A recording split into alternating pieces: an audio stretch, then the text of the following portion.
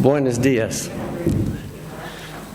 I will obviously speak in English. If I presented in Spanish, the presentation would be very, very short. So I also want to thank you for the opportunity. I am truly honored to be part of this group. I have a friend and a colleague that lives in Hollywood. And he is a screenwriter for one of the big movie industries. And he called me one day and he said, Rick, he said, you're an agronomist, right? And I said, well, yeah, probably. He said, I'm preparing a movie. And the way I want to run this is I want to put this statement on the screen when people walk into the movie, absolute quiet, and I want them to read this. And I want to share that statement with you.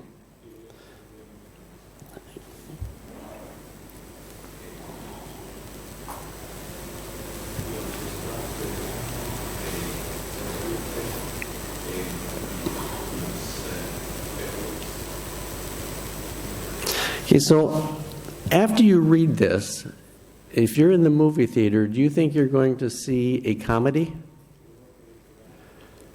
A romance? How about a drama? Yeah, probably. Okay, I'm dishonest with you. I don't have any friends in Hollywood. And I don't have any friends that write for movies. This is a real press release of less than 10 years ago. At that time, the stocks-to-use ratio of global food supplies was in terms of days, not weeks. There was a serious concern about global food security. And the point I want to raise is that the importance of maintaining and improving our soil resource base simply cannot be overstated. It is incredibly important for the global food security issues. Kind of the theme of my presentation in the next few minutes is that the best conservation practices work only if it is used. And there are some questions there that you can read through as well as I can. The questions that I'm going to try to address in the next few minutes. And I guarantee I will be done before 9:30 tomorrow morning because my plane leaves at that time.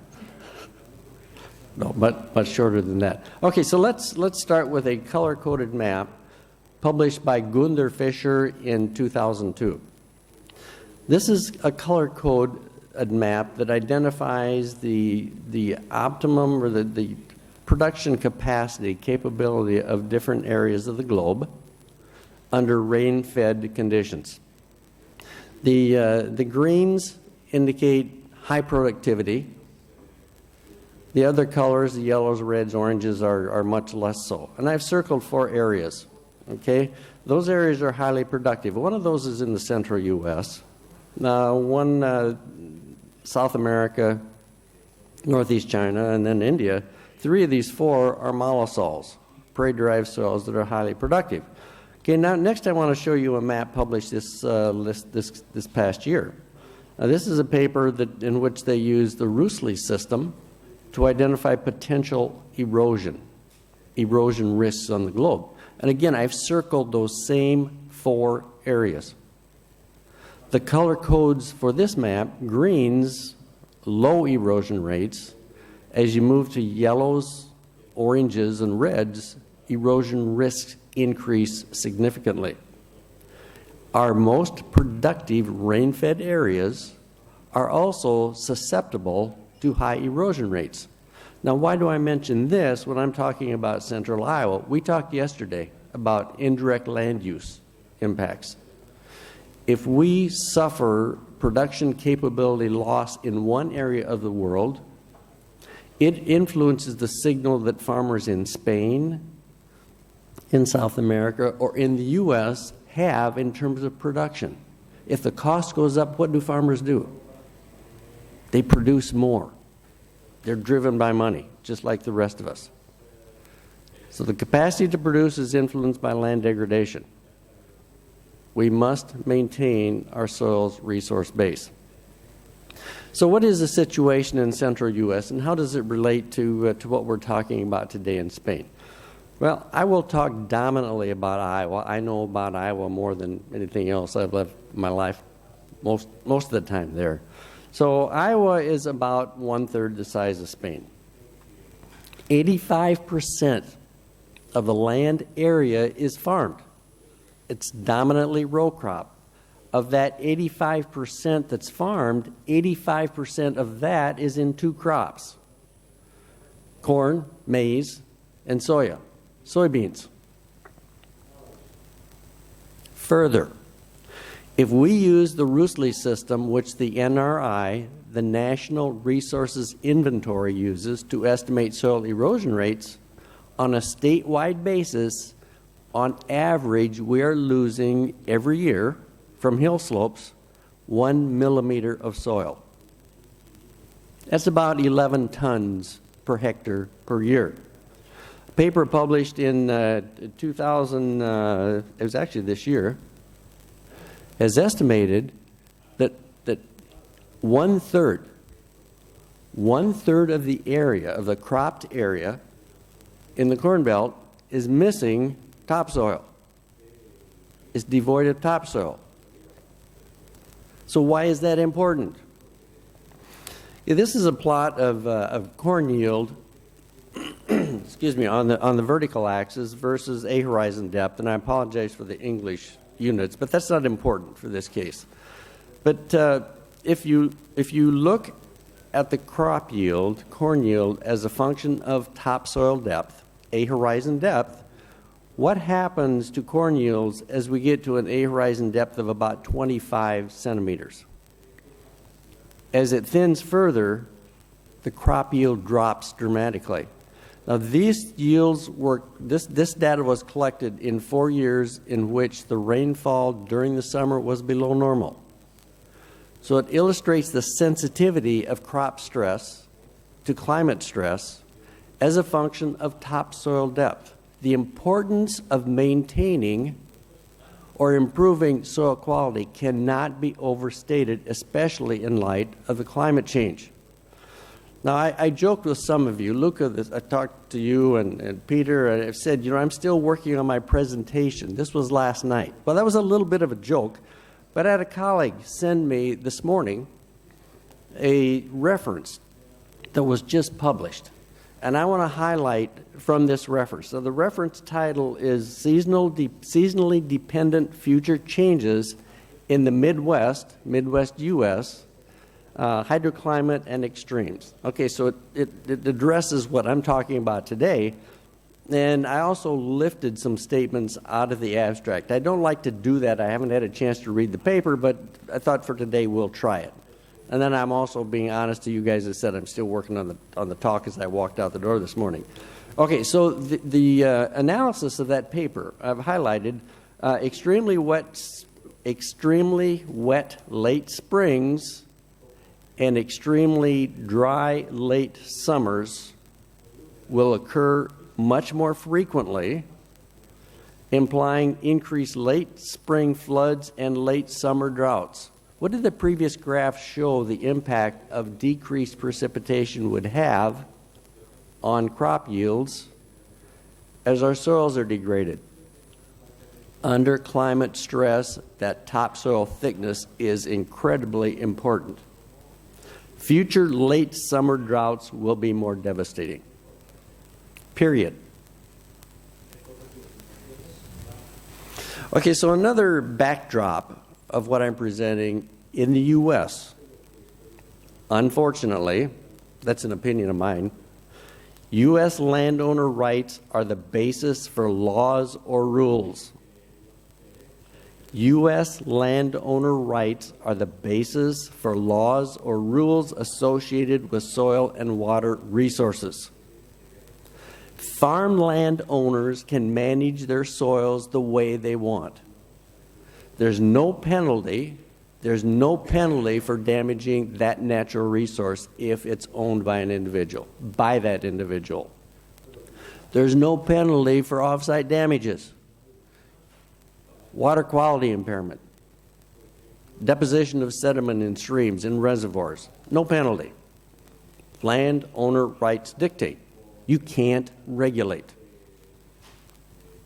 It's interesting because point sources, the factory in this case that produces nitrogen fertilizer for the farmer, is highly regulated. If what you release from what you're doing comes out of a pipe or what's considered a point source, you must have a permit and it's tested and you're regulated. If you're farming a non-point source, you're not. You're not. So then the question becomes this: what incentives exist that favor conservation use? If I'm not regulated, if you're not telling me what I have to do, if there's no penalty for me destroying the soil resource, why would I try to conserve? Well, number one, regulation, the penalty for failure of that part doesn't exist. So it's a conservation ethic. I think most of us understand the concept of a bell-shaped curve. Okay, it's a frequency distribution, and it applies to most things related to human beings. In this case, I've plotted that bell-shaped curve as a function of conservation ethic. You know, some farmers on the left-hand side seemingly could care less. The way they farm, you think they could care less about conservation. And then on the other extreme, some farmers absolutely do what's right. They will literally die to do the right thing. So our challenge is, how do we make this big group of people in the middle move towards the right? How do you do that in the absence of regulation? Well, there are various methods that we've used or tried to use. Number one is peer pressure. And the biggie deals with money. It's financial rewards. So what factors affect conservation use? Well, these are important elements as we consider how we try to increase incentives for conservation use. In Iowa, and this goes for much of the Midwest, the majority of agricultural land is rented. 60% of our land is rented. The reason I asked the question yesterday, I think it was to Peter, yes. A big difference. The majority of the land is rented, but these are short-term cash leases. We have periodic rental auctions. Land is available for rent. Whoever gives me the highest bid will have a chance to rent my land.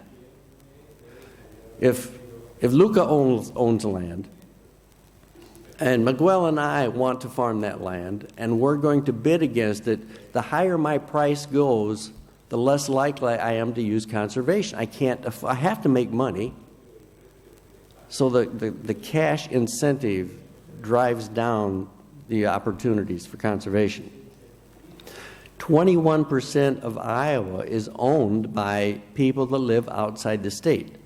So people that own the farmland that would have a vested interest in what I do often are many, many kilometers away. Too many of them are not connected to the land, but they are connected to money. You know, I've told several of you that, you know, I worked in Europe for 10 years, in Hungary, well, for 3 months each of the 10 years, and I learned something really important from one of the students. He says, the dog barks, but money talks. Absolutely true. It is a driver. So now this is not true for every farmer, but many of them it is. And this is a quote. Conservation practices on rented land is a cost. Conservation practices on my own land is an investment, an incentive.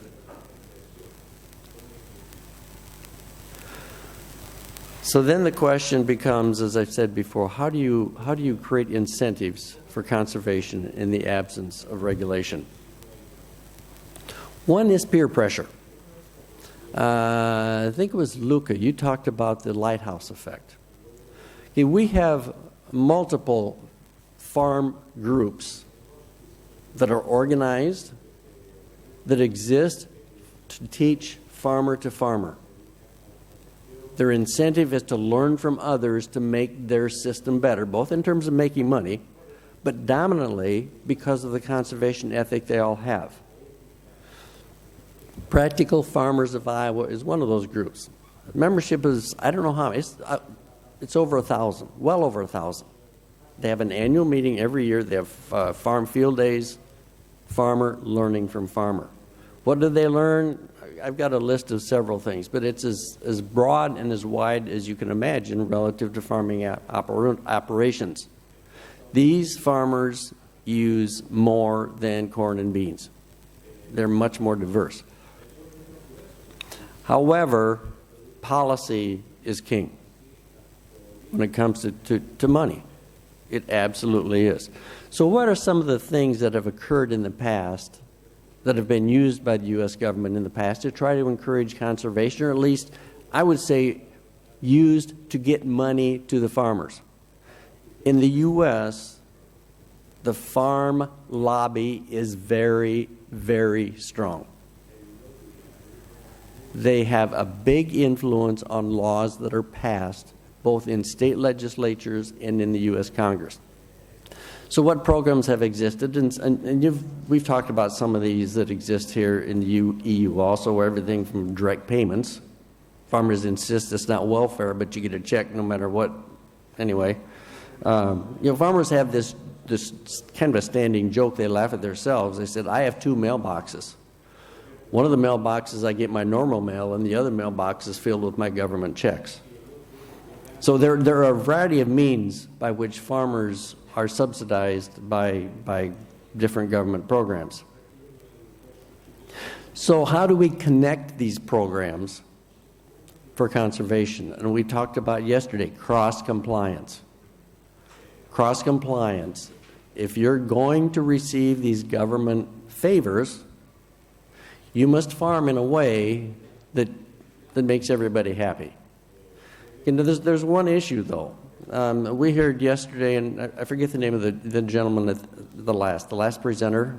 I apologize. He talked about elements of cross-compliance here. They were complex. They're complex and they're rigorous. In the U.S., there are only two things. If you have highly erodible land, and I'll explain how we define highly erodible, it's different than the 15 or 18% used in Austria. If you have highly erodible land, and this is a quote, it must be farmed to substantially reduce soil loss. What does that mean? I've spoken English all my life, and I don't know what that means. I can't put a number on that. And if you have land that is in a wetland or was wetland material, hydric soils, it can't be drained or farmed. That's all. That's the cross-compliance issue that we deal with. So what is highly erodible land? The 15 to 18% is easier to understand. In the U.S., we use the Roosley terms, rainfall, soil erodibility, slope length, and steepness factors. And if you divide that by T, our tolerable soil erosion loss in the U.S. for most soils, not all soils, is 5 tons per acre per year, 11.2 metric tons per hectare per year, or about 1 millimeter.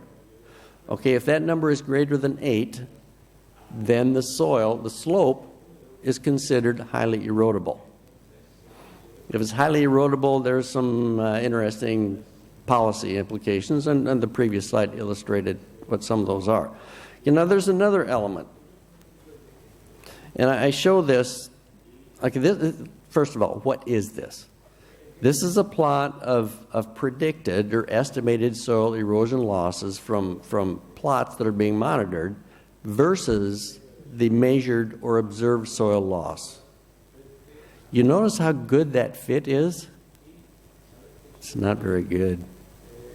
It's as good as we can do. I'm not saying it's bad. I'm not saying it's bad at all. But the reality is, under controlled conditions, the potential for us in the soil erosion science to make repeated measurements that are the same, it's very small. Our soil erosion science is not very good. I've worked in soil erosion all my life, so I'm talking about myself, not you. This is important because our court system is stronger than our science.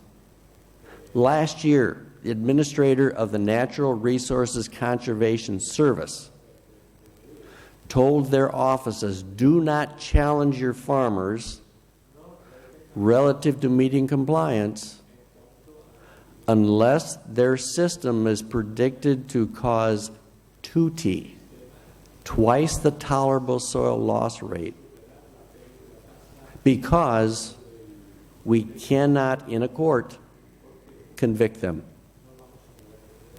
A good lawyer takes this data, and in the U.S., to be proven guilty, you have to be guilty beyond a shadow of a doubt. A challenge. So what drives our financial link between the government and farmers today and conservation? I've listed a few of these. That top one is the driver. It's the elephant in the room. Crop insurance premiums are subsidized by the U.S. government. We ensure that I will have, as a farmer, a given yield. But there's a premium to have that insurance. In Iowa, that premium is about $150. Is that right? Let me do a quick calculation. No. It's about $250 per hectare per year. The federal government will pay about 2/3 of that. So me as a farmer, for every hectare that I'm farming, I get a subsidy of about $150. That's big money, very big money. It's a driver of cross-compliance. The problem is the teeth, our legal teeth in cross-compliance is very, very weak. Okay, so there are other things that have happened. Direct payments, we talked about that yesterday. Counter-cyclical payments. The government at one time said if the prices are too low, we will buy the grain from you. Revenue assurance, disaster payments. You don't need insurance, but if you have a disaster, a windstorm comes through and destroys part of your farm property, you can get government support to fix that property. Okay, so which farmers are motivated to use conservation practice with no policy, with no cross-compliance? You know, there's a few. It's personal ethics that drive it. However, cross-compliance does this. If I'm going to lose government support, and virtually every farmer has access to this government support, if I lose that support without meeting what they say I must do, it drives me to do the conservation practice, even though our conservation practice requirement is very, very limited. There are selected groups that do not like this. This will work only if farmers have something important to lose, and they do. They do. They have government supports that are very important to them. It will work if there's means of policing, and that is very weak in the U.S. And then it will work if the political machine agrees to it. There are conservative farm groups that go back to this landowner rights. I can do whatever I want and I still deserve to have the government support. That's not a majority yet. But there are conservative elements that do not want to be told what to do. So what support practices for conservation exist? I'm going to give you 3 examples, just a little bit of detail, but not a whole lot, and I don't know all the details myself. This gets really complex. Okay, first example is the Environmental Quality Incentives Program. We call it EQIP. Financial support and technical assistance through the Natural Resources Conservation Service offices are given to adopt new practices. Okay, new practices could be anything from cover crops, forest improvement, irrigation, extended rotations. Now, the second example is something called the Conservation Stewardship Program. People that were already using these conservation practices says, why am I not being paid to use conservation practices when somebody that hasn't, when they begin, they get paid in the EQIP program? Oh, so the federal government says, okay, so you deserve something special too. We will give you financial incentives for improving existing conservation efforts on your farm, on your working lands, grazing, crops, forestry. The challenge in talking to colleagues and friends that work in the NRCS offices that do not like this program says there is no accountability. Farmers can come in and say, I'm going to do this here, here, here. Okay, here's your check. I don't go and look at what you've done. It's a big program. Now understand, not every farmer has this opportunity because the amount of funding that's available does not cover the entire landscape.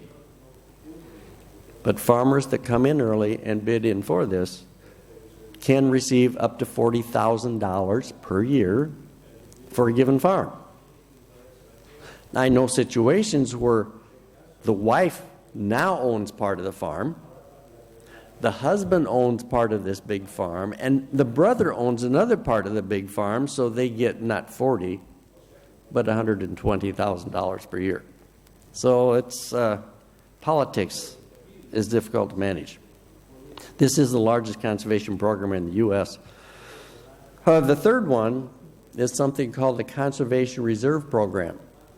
If I have land that is considered highly erodible, we simply remove the land from farming.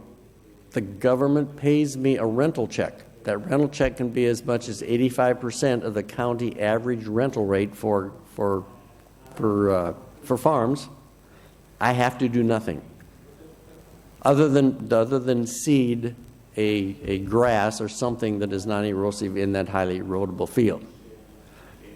Contracts are 10 years long or can be 15 years long if you plant trees in this CRP area, Conservation Reserve Program area. So it's very effective. It's good for wildlife. But industry does not like it. Why? We're saving soil. If I'm a fertilizer salesman or a seed salesman in an area with much CRP, none of these areas will buy seed from me or fertilizer. It's good money income and remember, 21% of Iowa's land is owned by people who live outside the state. So the check for a farm that has CRP in central Iowa may go to someone living in New York or Barcelona or Madrid. That money is not being circulated in the local economy. So there's some pushback relative to CRP. So how much do these conservation programs cost? Over the past 25 years, it's about $6.2 billion just in the state of Iowa. $6.2 billion. 2018, 2019, it's over $400 million. Okay, so the real question is it working? Is it working? Well, some figures. In 1982, 48% of the cropland was eroding greater than the tolerable soil loss rate. Okay, so let's go to then 1985, this cross-compliance was added to the Farm Bill. Okay? So 2012, now only 28% of the land is eroding greater than tolerable soil loss. You know, that's arguably a good improvement. Now, the National Resources Inventory. Okay, the National Resources, is anyone here familiar with the National Resources Inventory? I think Luca is. Okay, the National Resources Inventory is a system that the USDA has developed starting about 1982 actually, in which they evaluate the soil, land, farm resources in the U.S. And one of those evaluations is they estimate soil erosion using Rusley in every state. And they publish this about every 5 years. It's a USDA published, it's a USDA project, a program. Okay, so they're estimating that 25%, only 25% of this reduction in soil erosion occurred because of cross-compliance. So is this working? Well, let's look at one other graph. Okay, and let's look at the blue graph. The blue graph is the water erosion. This is the rate of loss, tons per acre. That doesn't, the units don't matter, but the shape of the curve does. About 1997, cross-compliance occurred here. We continued to reduce soil erosion rates until about 2000. Okay, so cross-compliance occurred in there. What else happened in that time that may have impacted soil erosion losses? Any ideas? Hello. Barron asked questions, so I have a right to ask one. Herbicide technology. Why is that important? With herbicides, we could limit tillage much more effectively. The change in tillage systems on continuous row cropping is incredibly important as we look at soil erosion rates. So is it government policy, or is it just farmers' choice because that's the wisest thing for them to do? Okay, so what does the future hold? And Jose, you give me a signal when I'm coming close because I'll stop. Absolutely. We are, at this point, trying to develop more advanced information systems. Information systems that will support soil and water conservation and implementation. We need better information on when and where our problems exist.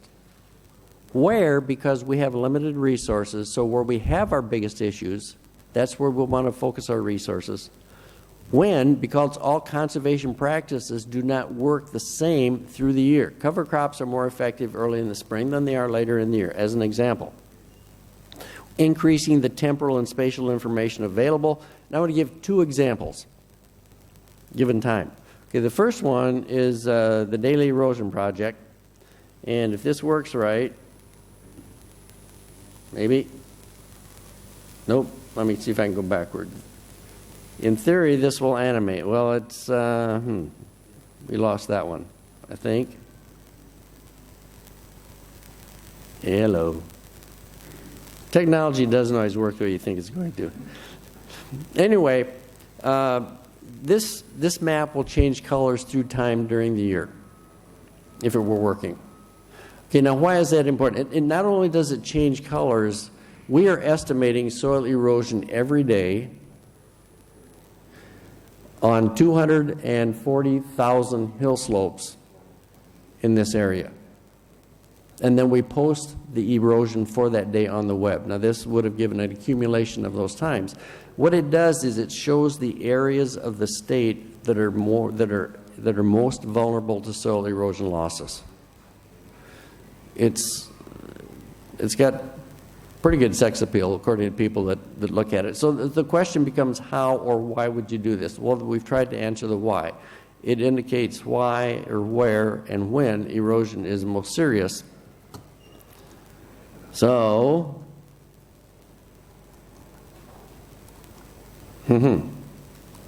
there we go. Okay, so how is this done? We have a process-based soil erosion model, the WEP model. Some of you may have heard of it.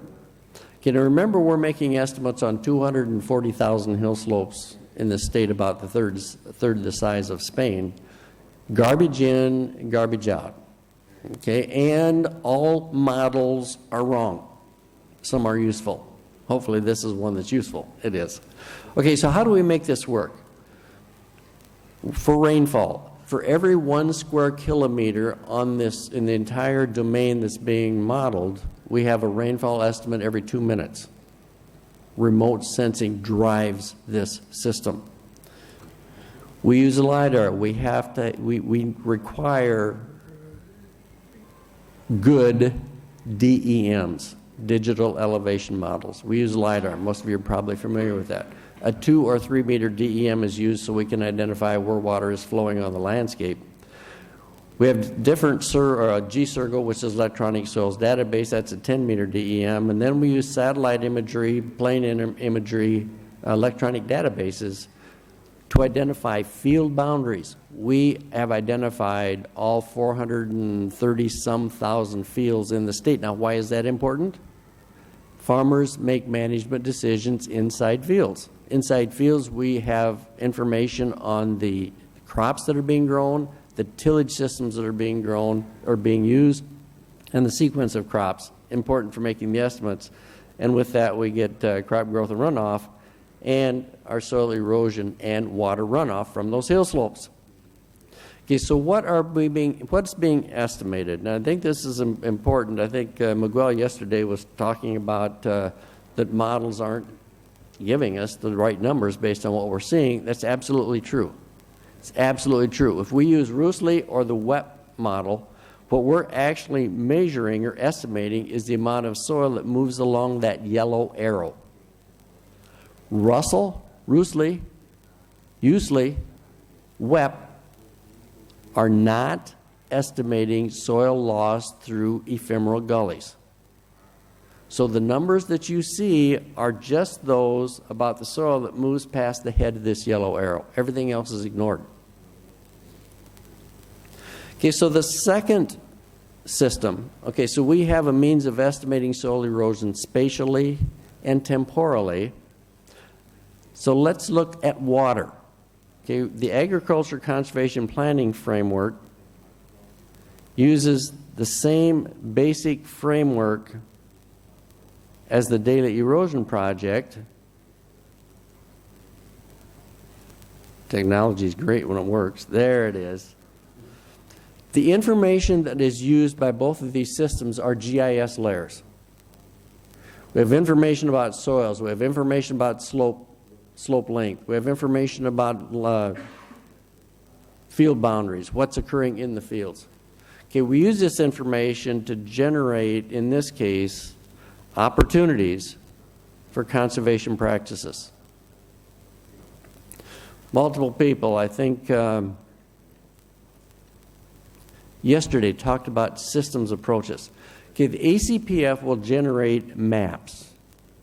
And this is an example. Now, this is a watershed about 10,000 square kilometers in size, and we've taken a small section of that and expanded it so you see what this system does.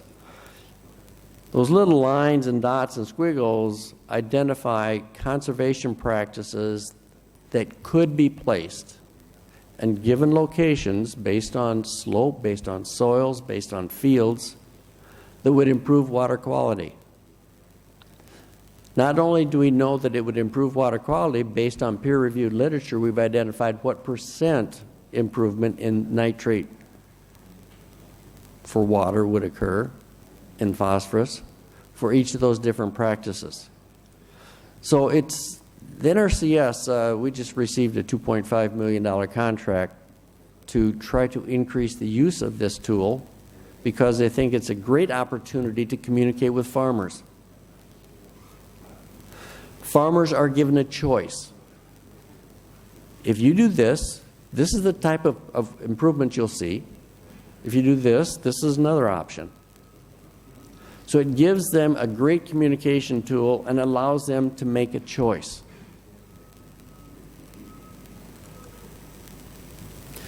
So, okay, is that all? You know, and I don't think that is all. We have opportunities and some great tools coming online that I think will be very beneficial for us. But we must connect information to the critical players. I'm saying the same thing that was said yesterday.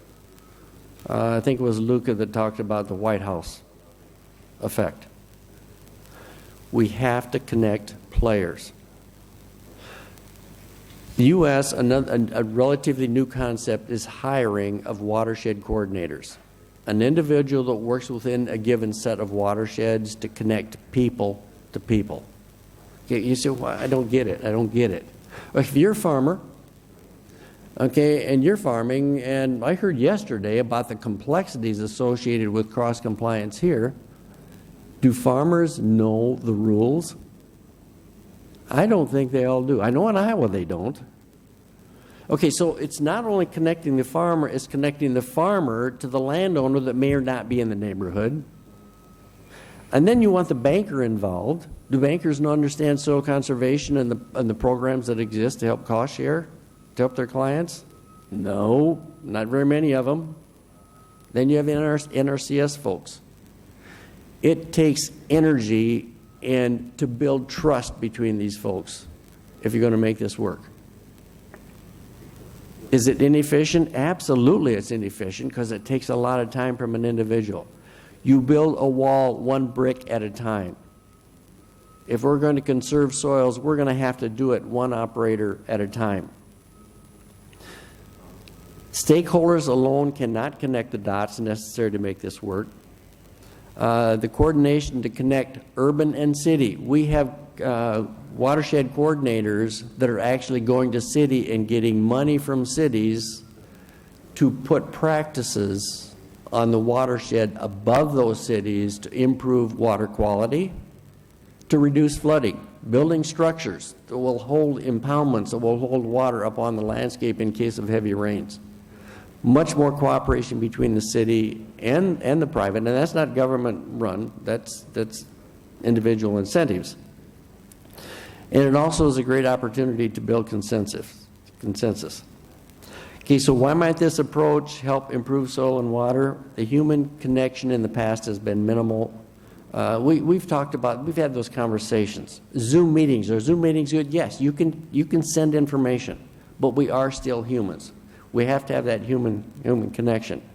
The choice of conservation is made by farmers. Ownership is critical.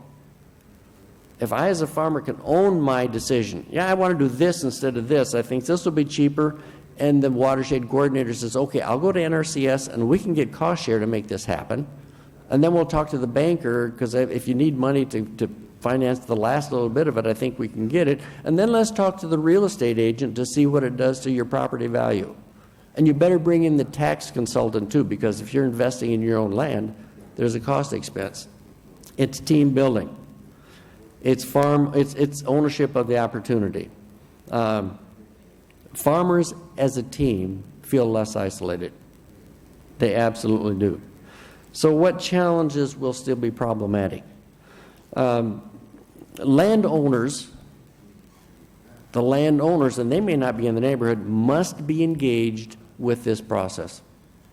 They must be engaged with the process. Conservation is a long-term investment. It's not short-term. Farm rentals are not long-term, at least in the U.S. There is insufficient money to buy conservation on all acres. It's absolutely true.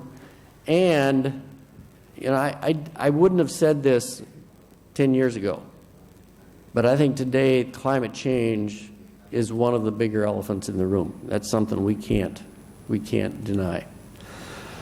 Can technology make a difference? Absolutely it can. We have higher yields. Higher yields mean more biomass. It means more residue cover. It means more resistance to soil erosion. Now, with this daily erosion project, we've asked the question. You know, I've mentioned these are GIS layers and GIS layers, you can take one data set out and you can move in another data set. If we increase our yields by 40%, 30%, we reduce our soil erosion estimates, same climate, same everything else, by about 30%. Interception of raindrop impact energy is huge. And the other part, if we can do less tillage, we're much better off, especially when you run continuous row crop. So with that, I thank you for your attention and appreciate the opportunity to be here and to meet and network with you folks. And if you have any questions, happy to try to address them or lead a discussion if there's any time left.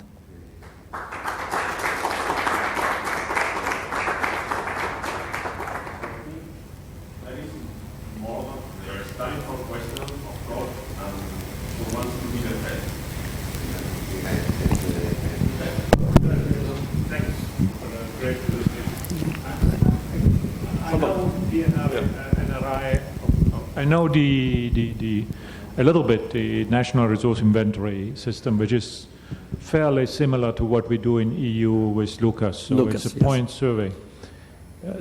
The thing that I was always struggling to understand exactly is because you see in EU we estimate erosion using a revised USLE, but not from our Lucas points, but using our land cover data coming from remote sensing and so on. So Lucas comes in at actually no real stage.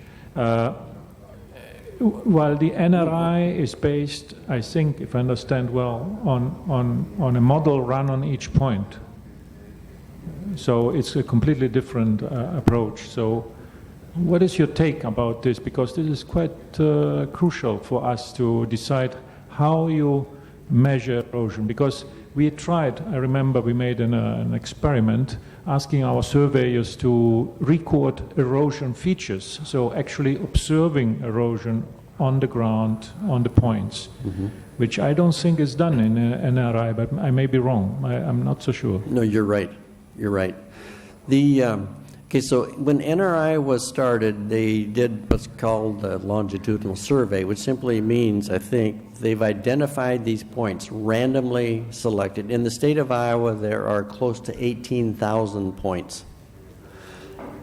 Every time they make an estimate at that same point. Now, the reason they do that is they want to track how the potential for soil erosion changes through time.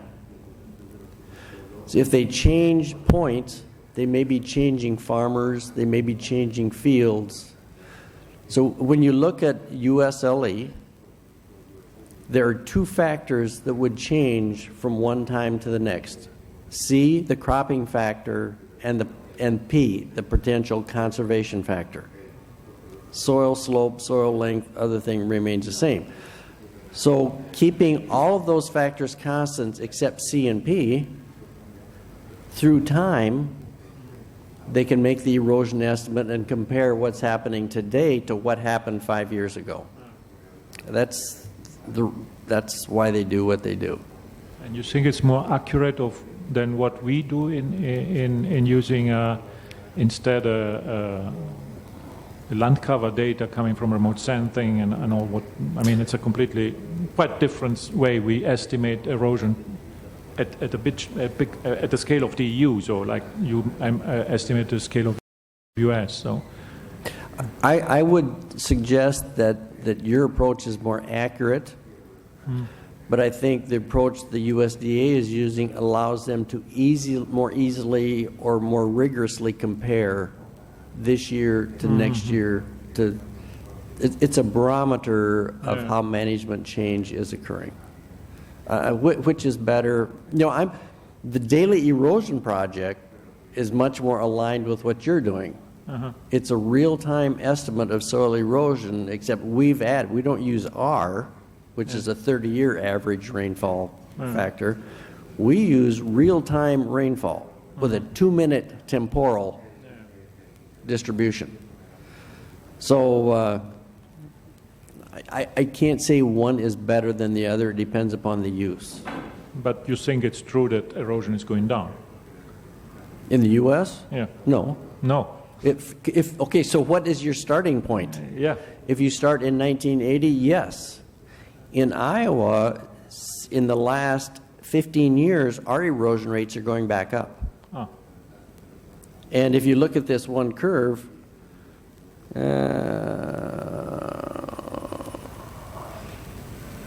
you will see the same thing.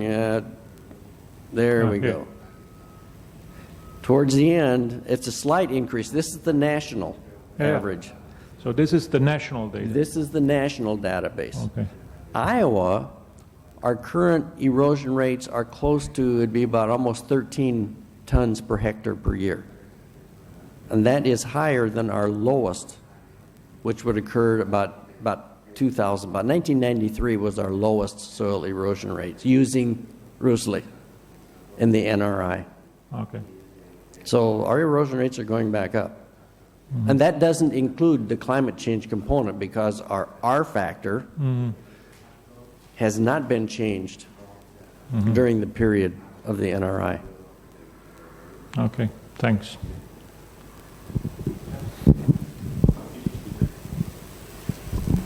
Regarding this daily erosion project, I would be interested in how you're doing that computationally. Because using web, well, if we apply it for a region like, let's say, 100 square kilometers, we already struggle with the resolution that we would need, like, let's say, 5 meters or so. Yes. So how is that done? If I get too far in the weeds, stop me. Yeah. Okay. We have a gridded surface, a gridded land surface, a 3-meter DEM. Yeah. Okay, with that, we identify flow paths of water. Okay, we can get, with that elevation, we can get our flow paths. We randomly identify in the state of Iowa roughly 240,000 flow paths on which we make the estimates. Okay, we subdivide the state. So you're not doing, excuse me, you're not doing it, you know, for the complete area, but you're just doing it on the slope basis of the, you have this slope length thing in the web. Yes. Yes, yes. Okay. If this map shows little puzzle pieces, the subdivisions, those are watersheds. Within each one of those watersheds, we have roughly 150 hill slope soil estimates, and then we average those to get the color. Gosh, I wish that would have worked. That's Yeah. much more informative. And that's how we Yeah.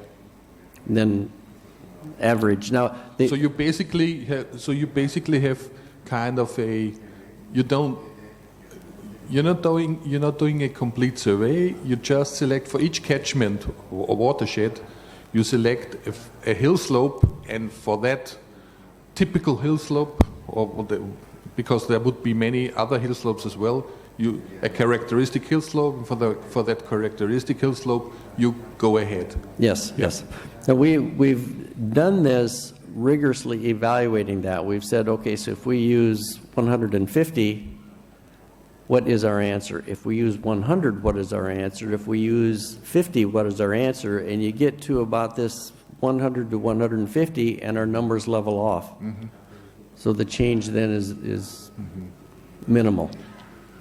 Now, with the capacity to do this, right now we are posting at these watershed levels that you see, these watershed. But with this sampling method, we could increase intensity and then get a finer resolution, basically at the field scale.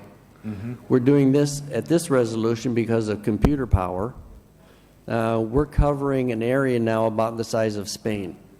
I've got Iowa on here, but we have all of Minnesota, parts of Nebraska, well, all of Nebraska actually, Kansas. So as we expand, the computing power capacity. Still, 250,000 slopes calculated on a daily basis is quite, tough. Yeah.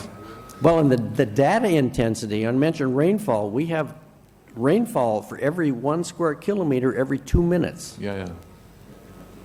And you'll say, why is that important? What is it that drives soil erosion losses? It's these very intense periods. And if you average your rainfall over even 15 minutes, you may miss some of these real sharp peaks. So you finally abandoned the glygen. Well, yes. So to say. It depends upon what the goal of the question is. Oh, yes. Do anyone? I have a quick question. Regarding this figure of the watershed coordinator, who pays that? Because it looks like a very interesting figure about building trust, but how that figure came out and who pays for that? Yeah, the question is who pays for that? Yeah. Yes. Now that varies. Currently, we're trying to get the state to pay for it. In the watersheds, currently, cities and local governments, local entities are paying for that position. You know, there are two things that are important about that position, and one of them is the trust is established. And the other thing, and this is a great question, Jose, because the longevity. The longer the person is in that position, the more people that person meets, the greater the trust, and it becomes a community effort. And if you can't regulate, you have to create change because people want to make that change. And it's really surprising. It may not be surprising to you. It's surprising to me when we sit down and have the conversation with farmers and connect the farmers to the opportunities for cost share. Bring in the banker to have that conversation. The banker adds some peer pressure too. You know, if you can increase the value of your farm, it seems like a good investment, a good opportunity for me, if you can get support from the government to do it. You know, there are many things coming together that, you know, the lighthouse effect. Conservation in a non-regulated environment has to be local. It just locally driven. Thanks so much. Muchas gracias por tal cantidad de información interesante que da un poquito de envidia. Mi pregunta es... Pardon, I need to get... Oh.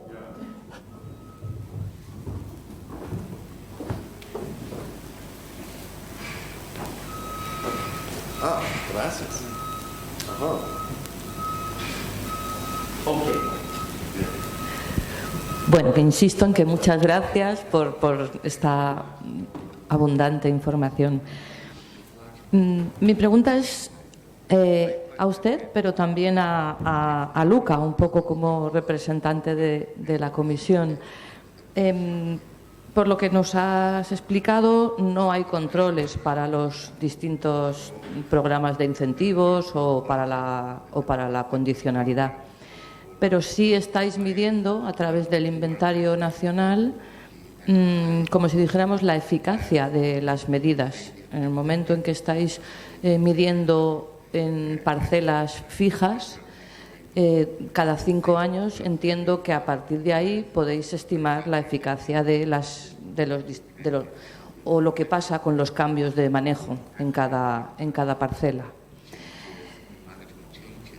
Y entonces ahí va la pregunta a decir, en la política agraria común de la Unión Europea hay controles, pero siempre creo, corrígeme si me equivoco, Luca, que se ha echado en falta ese control, o esa medida, no control, esa medida de la eficacia de las medidas. O sea, si hay unas parcelas que durante años además se han acogido a las medidas agroambientales, qué lástima que no se pueda establecer.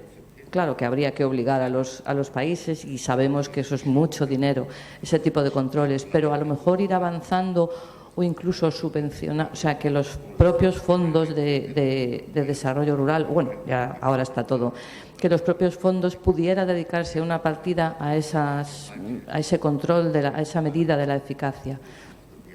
No es una pregunta para usted, sino para la comisión. So it was mainly a comment, but you have an actual question, right? Go for it.